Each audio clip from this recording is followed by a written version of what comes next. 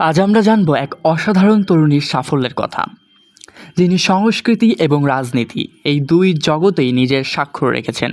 তিনি হলেন মৈথিলী ঠাকুর। সম্প্রতি তিনি ইতিহাস তৈরি করেছেন। মৈথিলী ঠাকুর শুধু দেশের সর্বকনিষ্ঠ বিধায়ক নন, তিনি একবিংশ শতাব্দীতে জন্ম নেওয়া ভারতের প্রথম নির্বাচিত জনপ্রতিনিধি। এক বিরল রেকর্ড যা দেশের তরুণ প্রজন্মের জন্য অত্যন্ত অনুপ্রেরণামূলক। তবে রাজনীতিতে আসার আগে মৈথিলী পরিচিত ছিলেন মিষ্টি কণ্ঠের জন্য। সোশ্যাল মিডিয়া জুড়ে তার লোকসঙ্গীতের ভক্তের সংখ্যা কিন্তু লক্ষাধিক। সঙ্গীতের মাধ্যমে তিনি ভারতীয় সংস্কৃতিকে তুলে ধরেছেন দেশের কোনায় কোনায় এবং আন্তর্জাতিক স্তরে। শিল্পী হিসেবে তিনি পেয়েছেন অসংখ্য মানুষের অফুরান ভালোবাসা। কোনো রাজনৈতিক পটভূমি ছাড়া কেবল ব্যক্তিগত মেধা, কঠোর পরিশ্রম এবং তার ভক্ত সাধারণ মানুষের ভালোবাসায় মৈথিলী ঠাকুর পেয়েছেন এক সুন্দর এবং দারুণ জায়গা।